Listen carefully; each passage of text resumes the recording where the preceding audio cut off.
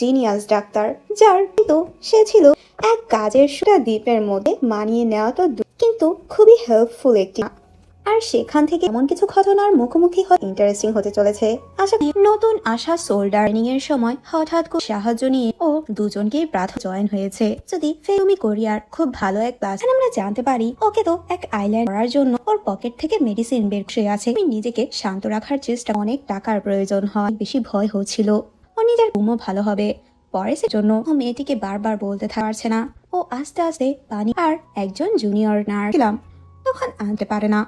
এরপর নার্স বলে, senior nurse বলে ও তো আজ নেই শুরু হচ্ছে। ও রুতর হয়ে তুমি কিভাবে সামান্যদের কাপড় যেটাতে ও প্রচন্ড স্মেন্ট দেয়। অনেক কষ্ট করে দোজ লিডার বলে কি বাজে কথা বলছো। বলতে থাকে আমি কি বাজে একদম। ও মেয়েটির হাত সরিয়ে নিজে আসে, কিন্তু আসার পর আমরা দেখি কুকুর। পরের সিনে দেখি দোজি তখন ওর ব্যাগে দেখতে পায় দোজির লাগেজের সব। হারি একটু অবাক হয়। আরে আচরণ করেছিলে শুধুমাত্র হারি ওর গ্র্যান্ডমার সাথে ফোনে। আশেপাশে সবাই শকড হয়ে যায়। আমার কিছু মনে সাধারণ কোনো মানুষ মনে হয়নি। কিন্তু দোজি প্রচন্ড ওর ড্রয়ারের মধ্যে কিছু, যেখানে আমরা হারির আন্টিকে দেখতে। আচ্ছা তুমি কিসের ডক্টর? দোজির একদমই ভালো লাগে না। দোজি বলে সেটা সেনার ওয়েট করছিল। দোজির ইচ্ছে আপনার কোনো গ্যাসের প্রবলেম না, বরং আপনি আমার শরীর পুরোপুরি ঠিক আছে। দোজি অনেক পর ও যখন রিসেপশনে আসে করেছি, সিনিয়র নার্স বলে নিয়ে আসে যেখানে উনি ছিল, আর ওখানে উনি সেন্সলেস হয়ে পড়ে হেল্প করার জন্য। এরপর যখন চলে যাব কি যাব না, কারণ মেয়েটিকে আবারও দেখে ও যে দোজি এরকমটা হয়ে গেল। এর মধ্যে পাওয়ার ব্যাংক খুঁজতে থাকে। দোস্ত তুমি কান্না করেছিলে, তুমি তো তারপর ওর পকেটে ও চুইং গাম দেখতে। আমি শুধুমাত্র তোমাকে 3 দিন আমি কমপ্লেন করব, তোমরা ওনাদের স্বাস্থ্যের উপরে ডিপেন্ড করে হবে। একবার আমি ওনার হাতে ব্যান্ডেজ করাই না কোনোভাবে আমার তোমার সাথে জয়েন্ট যেটা অলরেডি বন্ধ হয়ে গিয়ে। যদি আমি তোমাকে কিছু একটা বলি তাহলে আমি বিয়ার নিতে গিয়েছিলাম আর তুমি তখন বলে যদি আমি তোমাকে শেয়ার হসপিটালে জয়েন হবে। আর আমরা দুজনকে আমিও খুশি খুশি কাজ করতে চলে যাচ্ছে। আর বলে একটা আন্টি বলে ওয়েট আমি ব্যবস্থা করে দিয়েছি, ও আর কোনো রাস্তা নেই। হারি বলে করবো।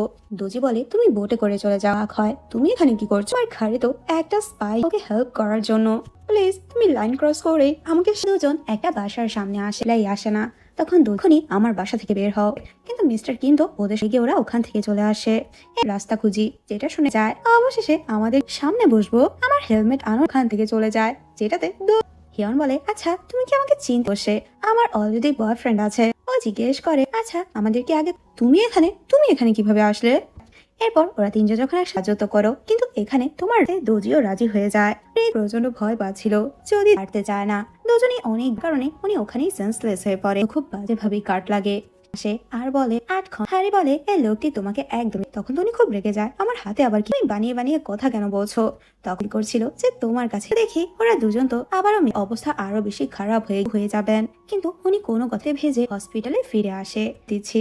হারি বলে না না এতে তো আপনার ডিসিশন কিভাবে চেঞ্জ হয়ে গেল, তোমার জন্য কিছুই করতে পারেনি। মিস্টার কিছুক্ষণ অবজারভেশনে রাখতে আমাকে বলেছিলে যদি কোনো লোক ভাবে কেন আমরা ঠিক হতে দেবো?